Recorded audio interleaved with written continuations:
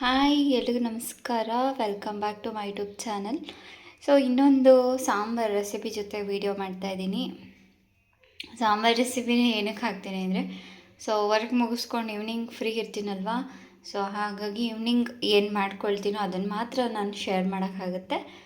ಹಾಗಾಗಿ ನೋಡ್ತಿರೋ ಹಾಗೆ ಇದಕ್ಕಿದ ಬೇಳೆ ರೆಡಿ ಇದೆ ಆ್ಯಂಡ್ ಇದಕ್ಕಿದ ಬೇಳೆ ಸಾಂಬಾರು ಮಾಡ್ತಾಯಿದ್ದೀನಿ. ಇದನ್ನ ಆಲ್ರೆಡಿ 2 ಟೈಮ್ಸ್ ನೀರಲ್ಲಿ ತೊಳೆದ್ಬಿಟ್ಟು ಬಿಸಿನೀರಲ್ಲಿ ತೊಳೆದ್ಬಿಟ್ಟು ಇಟ್ಕೊಂಡಿದ್ದೀನಿ. ಆ್ಯಂಡ್ ಈ ಕಡೆ ಬಂದುಬಿಟ್ಟು ಸಾಂಬಾರಿಗೆ ಒಗ್ಗರಣೆಗೆ ರೆಡಿ ಮಾಡಿದ್ದೀನಿ. ಮತ್ತು ಇನ್ನೊಂದು ಕಡೆ ಕೈಯಲ್ಲಿ ಅಂದ್ಬಿಟ್ಟು ಏನೇನು ತೊಗೊಂಡಿದ್ದೀನಿ ಅಂತ ರೆಡಿ ಮಾಡಿ ಇಟ್ಕೊಂಡ್ಬಿಟ್ಟಿದ್ದೀನಿ. ನೋಡ್ತಿರ್ಬೋದು, 2 ಮೀಡಿಯಮ್ ಸೈಜ್ ಈರುಳ್ಳಿ ತೊಗೊಂಡಿದ್ದೀನಿ, 1-2 ಟೇಬಲ್ ಸ್ಪೂನಷ್ಟು ಕಾಯಿ ತುರಿ ಆ್ಯಂಡ್ ಒಂದು 4-5 ಒಣಮೆಣ್ಸಿನ್ಕಾಯಿ, ಹಾಗೆ 4 ಹಸಿಮೆಣ್ಸಿನ್ಕಾಯಿ, ಸ್ವಲ್ಪ ಚಕ್ಕೆ, ಹಾಗೆ 1 ಟೊಮೊಟೊ ಆ್ಯಂಡ್ ಈ ಕಡೆ ಶುಂಠಿ ಬೆಳ್ಳುಳ್ಳಿ, ಕೊತ್ತಂಬರಿ ಸೊಪ್ಪು ಇನ್ನೊಂದು ಕಡೆ ಇಟ್ಟಿದ್ದೀನಿ, ಅದನ್ನು ಹಾಕುವಾಗ ಶೇರ್ ಮಾಡ್ತೀನಿ. ಆ್ಯಂಡ್ ಧನಿಯಾ ಪುಡಿ ಅಷ್ಟೇ ನಾನು ಮಿಕ್ಸರ್ಗೆ ಹಾಕುವಾಗ ಅಥವಾ ಇವಾಗ ಇಲ್ಲಿ ಒಗ್ಗರಣೆಗೆ ಹಾಕುವಾಗ ತೋರಿಸ್ತೀನಿ. ಇದ್ರ ಜೊತೆ ಕೊತ್ತಂಬರಿ ಸೊಪ್ಪು ಹಾಗೆ ಧನಿಯಾವನ್ನು ಮಿಸ್ ಆಗಿದೆ ಅಂತ ಹೇಳ್ಬೋದು. ಆ್ಯಂಡ್ ಇಲ್ಲಿ 1 ಟೇಬಲ್ ಸ್ಪೂನಷ್ಟು ಆಯಿಲ್ ಮಾತ್ರ ತೊಗೊಂಡಿದ್ದೀನಿ, ಜಾಸ್ತಿ ಆಯಿಲ್ ಹಾಕ್ಕೊಂಡಿಲ್ಲ. ಏನೇನು ಇಲ್ಲಿ ತೋರಿಸಿದ್ನಲ್ವ, ಸೊ ಇದಿಷ್ಟನ್ನ ಚೆನ್ನಾಗಿ ಎಣ್ಣೆಲಿ ಫ್ರೈ ಮಾಡಿಕೊಂಡ್ರೆ ಸಾಂಬಾರಿಗೆ ಏನಂತಾರೆ, ಸಾಂಬಾರಿಗೆ ಖಾರ ರೆಡಿ ಆಗುತ್ತೆ, ಬೇಗ ಆಗುತ್ತೆ. ಆ್ಯಂಡ್ ಇದ್ರ ಜೊತೆ ತರಕಾರಿ ಕೂಡ ಹಾಕ್ಕೊಂಡು ಮಾಡ್ಕೊಳ್ಬೋದು. ನಾನು ತರಕಾರಿ ನನಗಷ್ಟು ಇಷ್ಟ ಆಗಲ್ಲ ಅಂತ ಇದನ್ನೇ ಮಾಡ್ತಾಯಿದ್ದೀನಿ. ತರಕಾರಿ ಆಲೂಗಡ್ಡೆ ಹಾಕಿದ್ರೆ ಚೆನ್ನಾಗಿರುತ್ತೆ. ಮತ್ತು ಇನ್ನೇನು ಹಾಕ್ತಾರೆ, ನಾನ್ ವೆಜ್ ಮಾಡೋರು ಚಿಕನ್ನ ಹಾಕ್ತಾರೆ ಇಕ್ಕಿದ ಬೇಳೆಗೆ. ನಾವು ವೆಜ್ ಇರೋದ್ರಿಂದ ಸದ್ಯಕ್ಕೆ ಇಷ್ಟನ್ನು ಹಾಕ್ತೀನಿ. ತರಕಾರಿ ನಮ್ಮಮ್ಮ ಲಾಸ್ಟ್ ವೀಕ್ ಹಾಕಿ ಮಾಡಿದ್ರು, ಬಟ್ ಇವಾಗ ನಾನು ಮಾಡ್ತಿರೋದ್ರಿಂದ ತರಕಾರಿ ಹಾಕ್ತಾಯಿಲ್ಲ. ನಮ್ಮ ಮನೆಯಲ್ಲಂತೂ ತುಂಬ ಸಲ ಸಾಂಬಾರು ಮಾಡಿ ಕೊಟ್ಟು ಕಳಿಸಿದ್ದಾರೆ. ಈ ಟೈಮಲ್ಲಿ ಫಸ್ಟ್ ಟೈಮ್ ನಮ್ಮ ಮನೇಲಿ ನಾನು ಮಾಡ್ತಾ ಇರೋದು. ಇದೊಂದು 3-4 ನಿಮಿಷ ಚೆನ್ನಾಗಿ ಫ್ರೈ ಮಾಡ್ಕೋಬೇಕು. ಧನಿಯಾ ಪುಡಿ ಒಂದು ಹೇಳಿದ್ನಲ್ಲ, ಹಾಕೋದನ್ನ ತೋರಿಸ್ತೀನಿ. ಇದು ಹುರ್ಕೊಂಡ್ಬಿಡ್ತೀನಿ. ಇವಾಗ ಟೊಮೊಟೊ ಕೂಡ ಹಾಕ್ಕೊಂಡಿದ್ದೀನಿ, ಹಾಗೆ ಹೇಳಿದ್ನಲ್ಲ ಕೊತ್ತಂಬರಿ ಸೊಪ್ಪನ್ನು ಮಿಕ್ಸ್ ಆಗಿದೆ ಅಂತ, ಅದನ್ನು ಹಾಕ್ಕೊಳ್ತಾ ಇದ್ದೀನಿ. ಈ ಕಡೆ ಇನ್ನೊಂದು ಸಾಂಬಾರು ಕಾಣಿಸ್ತಾ ಇದೆ, ನೆನ್ನೆ ಮಾಡಿರೋ ಸಾಂಬಾರು, ಹಾಗೆ ಬಿಸಿ ಬಿಟ್ಟಿದ್ದೀನಿ ಇದಿಷ್ಟು. ಆ್ಯಂಡ್ ಇದೊಂದು 1 ನಿಮಿಷ ಫ್ರೈ ಆದಮೇಲೆ ಸ್ಟವ್ ಆಫ್ ಮಾಡಿ ಧನಿಯಾ ಪುಡಿ ಮಿಕ್ಸ್ ಮಾಡ್ಕೊಳ್ತೀನಿ.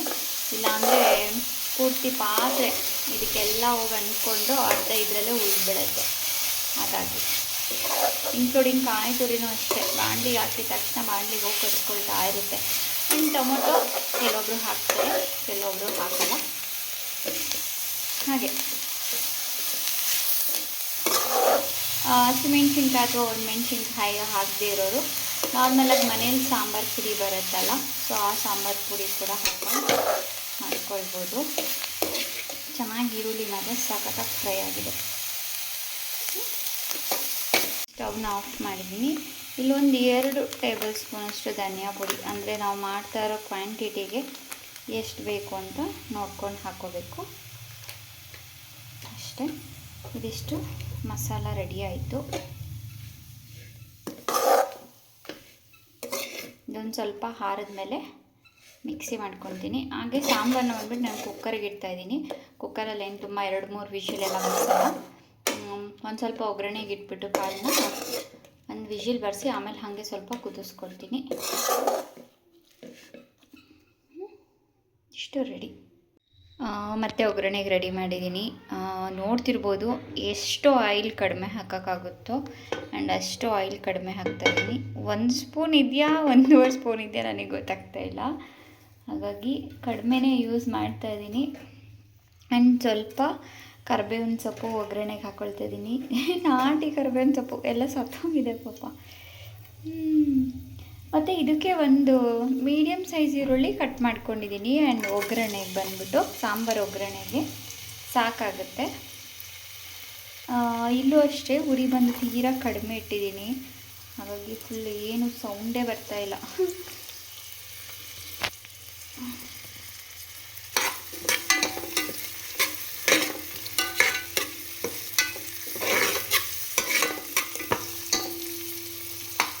ಇನ್ನು ಒಂದು 2 ನಿಮಿಷ ಚೆನ್ನಾಗಿ ಈರುಳ್ಳಿ ಫ್ರೈ ಆದಮೇಲೆ ನಾನು ಹೇಳಿದ್ನಲ್ಲ ಅವರೆಕಾಳು ಬಿಸಿನೀರಲ್ಲಿ ನಾಟ್ ಬಿಸಿಲಲ್ಲಿ ಇಲ್ಲೇ ಕ್ಲೀನ್ ಮಾಡಿ ಇಟ್ಕೊಂಡಿದ್ದೀನಿ. ಸೊ ಇದನ್ನು ಬಂದುಬಿಟ್ಟು ಈರುಳ್ಳಿ ಫ್ರೈ ಆಗಿದೆ ಹಾಕ್ತೀನಿ. ಇದನ್ನು ಬಂದುಬಿಟ್ಟು ಒಂದು 5ರಿಂದ 10 ನಿಮಿಷದವರೆಗೂ, ಅಂದರೆ ಸ್ವಲ್ಪ ಅವರೆಕಾಳು ಸಾಫ್ಟ್ ಆಗೋವರೆಗೂ ನಾನು ಫ್ರೈ ಮಾಡ್ಕೊಳ್ತೀನಿ. ಕುಕ್ಕರಲ್ಲಿ 2-3 ವಿಸಿಲ್ ಬರ್ಸ್ಬಿಟ್ರೆ ಫುಲ್ಲು ಸಾಂಬಾರು ಗಟ್ಟಿ ಆಗಿಬಿಡುತ್ತೆ ಅಂದ್ಬಿಟ್ಟು ಇದರಲ್ಲೇ ಒಂದು 5 ನಿಮಿಷ ಚೆನ್ನಾಗಿ ಸಾಫ್ಟಾಗಿ ಬೆಂದಮೇಲೆ ಮಸಾಲ ಏನು ರೆಡಿ ಮಾಡ್ಕೊಂಡಿದ್ದೀನಲ್ವಾ ಅದು ಮಿಕ್ಸ್ ಮಾಡಿಬಿಟ್ಟು 1 ವಿಷಲ್ ಕೂಗಿಸ್ಕೊಳ್ಳೋಣ ಅಂತ ಹೇಳಿ. ಕಾಳು ಕೂಡ ಒಂದು 5 ನಿಮಿಷ ಚೆನ್ನಾಗಿ ಬೆಂದಿದೆ ಆ್ಯಂಡ್ ಮಸಾಲೆ ಕೂಡ ರೆಡಿ ಆಯಿತು. ಸೇಮ್ ಇದನ್ನು ಹಾಕಿ 1 ಕೂಗಿಸ್ಬೇಕು. ಆ್ಯಂಡ್ ಇದ್ರ ಜೊತೆಗೆ 1/4 ಟೇಬಲ್ ಸ್ಪೂನಷ್ಟು ಅರಿಶಿನದ ಪುಡಿ ಹಾಕ್ತೀನಿ. ಕಲರ್ ತುಂಬ ಚೆನ್ನಾಗಿ ಬರುತ್ತೆ.